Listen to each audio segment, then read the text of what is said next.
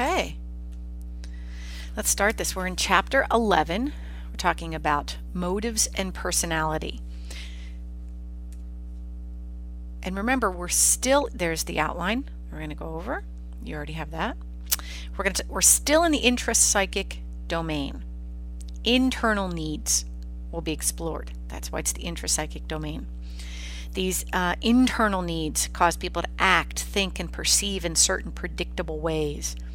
And this will influence their personality. Motives and personality. That's the chapter title. So we're going to talk about motives, and we're in the intrapsychic domain. So we need to mention that motives can be unconscious in the sense that the person does not know explicitly what he or she wants, why they're motivated to behave the way they do. They may not be completely aware of it. Because they are part of the intrapsychic domain, direct methods can be used to examine motives, but also because the unconscious plays a role, the methods can be exploring more of the, can be more in the psychoanalytic realm, like we talked about previously. So for example, psychologists might use dream analysis, free association, and very often actually thematic apperception test, where they show there you go, there's a picture right here, where they show purposefully ambiguous or vague pictures, and the person says what they see in this picture. What story is this picture telling them? So they often use these psychoanalytic tools to explore internal motives. Okay, so let's talk about motives now. Motives defined in your PowerPoint as internal states that arouse and direct behavior towards specific goals. It's why we do what we do. If a person has not eaten in a long time, they may be motivated by hunger. So they're internal states. Motives are often, but not always, based on these things we call needs, which you can see those are states of tension within a person. As a need is satisfied, the state of tension is reduced. So these needs propel people to perceive, think, and act in specific ways. There are a lot of motives out there that influence us based on these needs, but researchers have tended to focus heavily on 3 deficit motives. So you can see up here, we're going to talk about 3 deficit-based motives first.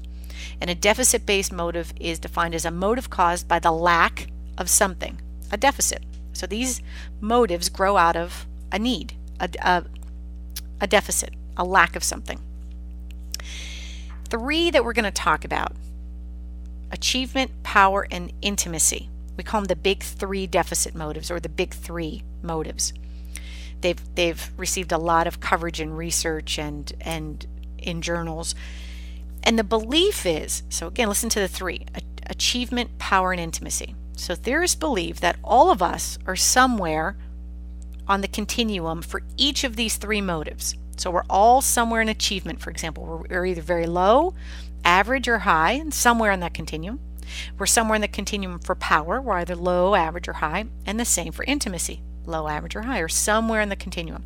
Now, once we know where someone is on the continuum for these 3 motives, theorists believe that tells us a great deal about what motivates that person to behave the way they do, and then ultimately their personality. That understanding these 3 deficit-based motives tells us a great deal about somebody's personality. So let's talk about each one individually. First one, need for achievement. You can see on your PowerPoint. It's the desire to do better, to be successful, and to feel competent. Like all motives, we assume that the need for achievement directs behavior in certain achievement-related ways. Like people motivated by a high need for achievement. So again, what we call them high need for achievement people. They differ in those with a low need for achievement.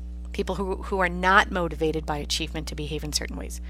So those who are high, who have high levels of the need for achievement, a couple of personality characteristics. Let's talk about 3 of them. First of all, these are people high in the need for achievement. These people prefer activities that provide some but not too much challenge. They like to be challenged, moderately challenged. They don't want it to be too easy, whatever they're working on, and they don't want it to be impossible. They like to be moderately challenged. They enjoy the process of being engaged in something challenging. They like to be successful and competent, so moderate challenge is good. Another characteristic is they enjoy tasks in which they're personally responsible for the outcome. They take responsibility, they like to be responsible, personally responsible for the outcome. They also prefer tasks for which feedback on their performance is available. So they like feedback because ultimately, think about it, if they get constructive feedback, they'll more likely reach their goal. They'll do better and be successful. So they like moderate challenge, they like to be personally responsible, and they like feedback. So what does that look like in a college student? Research actually has started to look at, or not started, they have been for decades, looking at the high need to achieve in college students. And persons who are in college with this high need, they tend to be, for example, more deliberate in their pursuit of good grades. They have a plan. They're more likely to investigate course requirements before even enrolling in a class. What do I need to take this course? What should I know before I take this course? What will it require of me? And they're more likely to speak with the professor both before and after an exam. So those are some characteristics of college students who are high in the need for achievement. So let's talk about sex differences. So on your PowerPoint you see number 1 and it says sex differences. So important to know, overall there is no sex difference in this need. Men and women are equally motivated by this need for achievement. So again, it's really important to remember that overall there is no sex differences in this need for achievement. No sex differences. The small differences they find are in areas, in these two particular areas are life outcomes and childhood experiences. So for example, what they found, men who are high in the need for achievement focused on achievement in business as a typical life outcome. And a life outcome like that wasn't typical for women who were high in the need for achievement. They saw that women focused more on work, marriage, family, not necessarily just work and business. Childhood experiences. There's also a small sex difference here. Men who are high in the need for achievement tended to have supportive parents. But that was not the case for women. Women who were found to be high in the need for achievement as adults tended to have critical and unsupportive parents. So they call that childhood experiences. So we see those small sex differences within it, but really important to remember that overall there is no sex difference in the need for achievement. Both men and women are equally as motivated by achievement as the other sex. Okay, cultural and race differences. So they looked at this across different races and cultures, and there are no significant differences. The need for achievement has been demonstrated to be generalizable across cultures and races. Remember generalizability, the degree to which a measure retains its validity across various contexts. That's generalizability. This is found to demonstrate generalizability. People from different cultures and races demonstrate similarities in the need for achievement. So everything we just talked about, we tend to see across cultures and races. Okay, that's achievement. Let's talk about power. The need to have an impact on others, to make others respond, and to dominate others. And what's funny is the picture of Donald Trump. I've been teaching this for decades, this course, and Donald Trump's picture has been here for a while because he once gave an interview where he said he had a very strong need for power. He loves to be in power. And it's just ironic because most of my students decades ago had no idea who he was, but his picture was in my PowerPoint.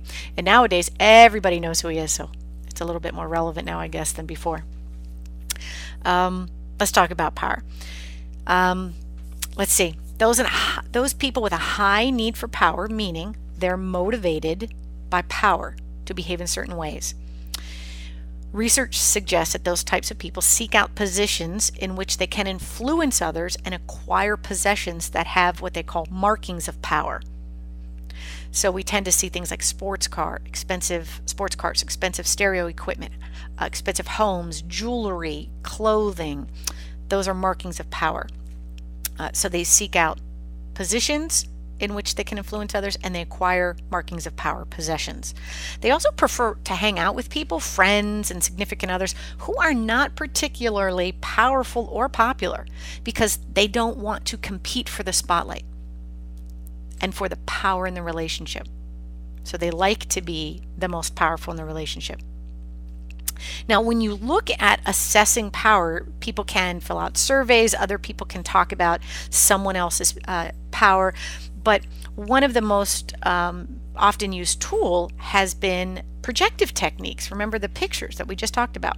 Subjects tell stories related to these ambiguous pictures, and the stories are scored for the presence of images related to themes of power.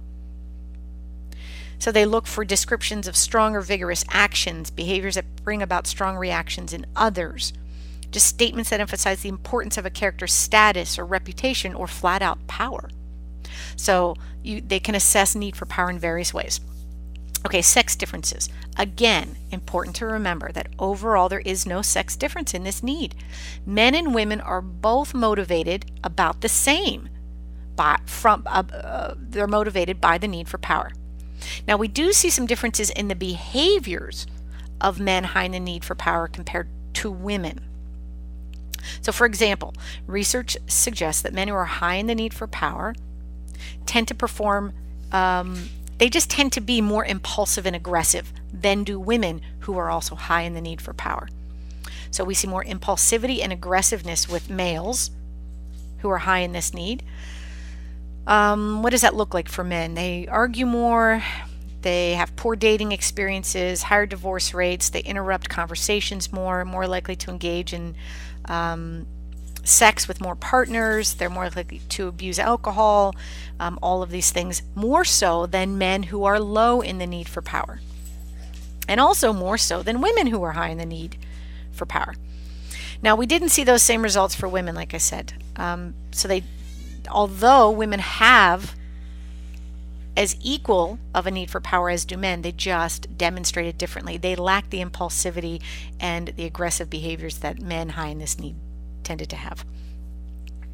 But again, those are within the research and they're very small. But again, remember, overall, there is no sex difference in the need for power. Men and women are both equally as high to be motivated by their need for power.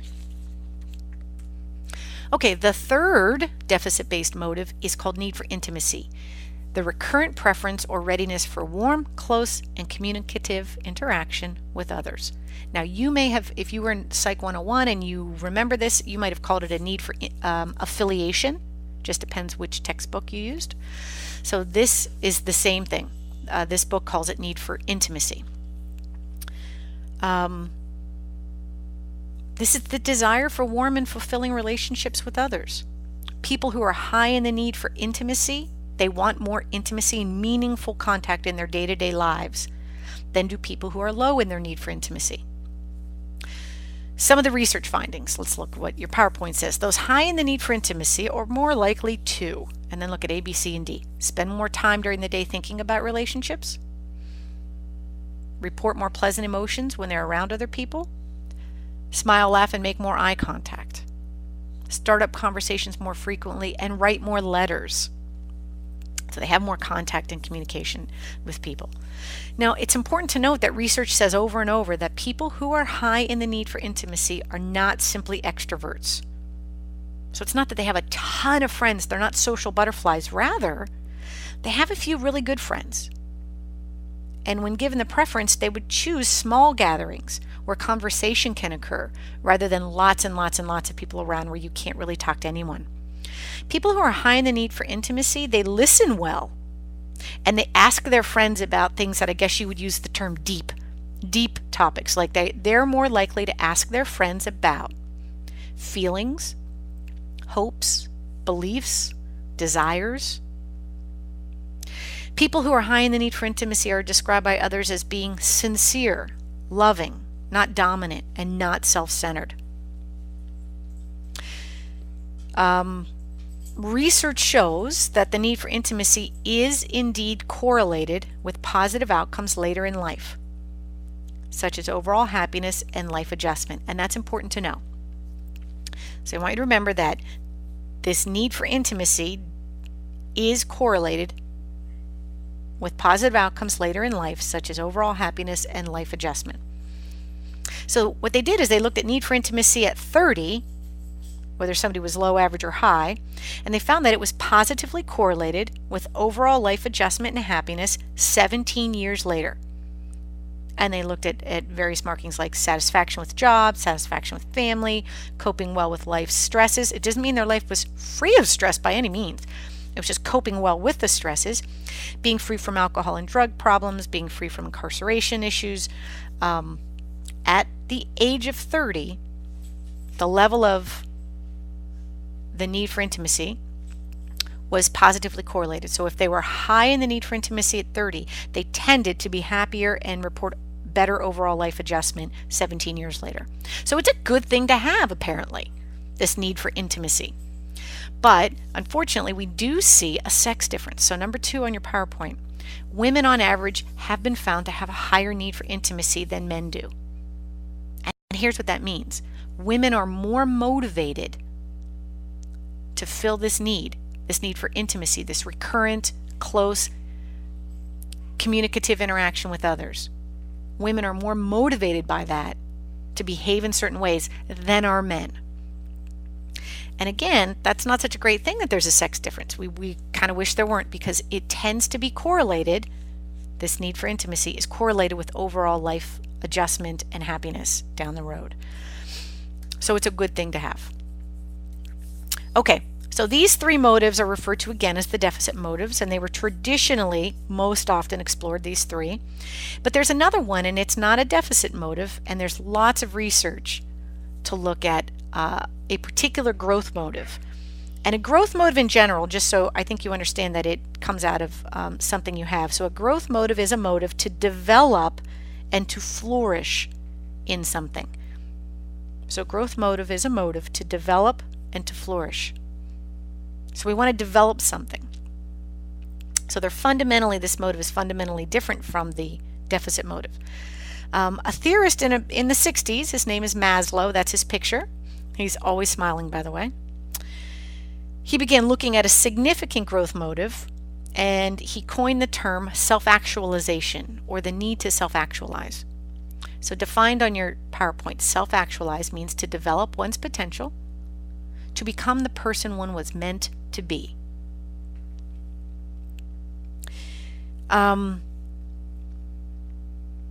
He began his work here. His research looking at self-actualization is actually based on other needs that lead to this major growth motive. He believed that the needs of a person are actually what he called hierarchically organized, meaning the more basic, urgent needs are on the bottom. And let's see. In your book, you'll actually see a pyramid, and it's a really nice way to think of this, because the bottom, you would find these needs. Physiological is the very bottom. Then the next one up the pyramid, safety. The next one up, belongingness. So I strongly recommend you take a look at what it looks like in your textbook. You need to know these 5. And just so you know, later research actually added a couple, but you only need to know these 5. And because they're hierarchically organized, what that means is, according to Maslow, you must meet the basic bottom needs first. So first of all, you got to meet physiological needs before you can meet safety needs. Then those have to be met before you can meet these. Then belongingness before you meet esteem, and then all of them before you can be self-actualized or meet your self-actualization needs. That's what it means to be hierarchically organized. So you need to know, according to this, you're responsible for reading the hierarchy of needs in your book. Be familiar with the triangle figure, like I just said. Understand what each of the needs means. What is a physiological need? What is a belongingness need? And then the order they're in. Know the order and what each one needs. And then just in general, remember that they're hierarchically organized. You're also going to read the characteristics of self-actualizing persons in your book. All these page numbers are in your chapter outline, by the way, for the particular edition of the text you're using right now. And look at the table in your book that's called Characteristics of Self-Actualizers from Maslow's Case Studies. You don't need to know the characteristics individually, don't get over-focused on that, but do get an idea of what Maslow thought these people possess. And all of that stuff you're going to look at, fair game for quizzes and tests. Maslow's hierarchy of needs is a really important concept in understanding what motivates people to behave a certain way. Physiological, food, water, and rest, these basic bottom needs that must be met. If you think about it every day, if you've ever gone shopping and you're hungry and you've gone out to, say, a mall, and you're really hungry. I don't mean you're half an hour or two past a meal, but you've completely skipped a meal or two. You're starving. You don't care about shopping. You're annoyed. People are frustrating you. You can't focus. If you go to take a test and you're genuinely hungry and tired, you can't focus. Nothing else matters because you're really hungry and you're really tired. And he says, you know what? That's because those are our basic needs, and they need to be met first before we can move up the hierarchy of our needs.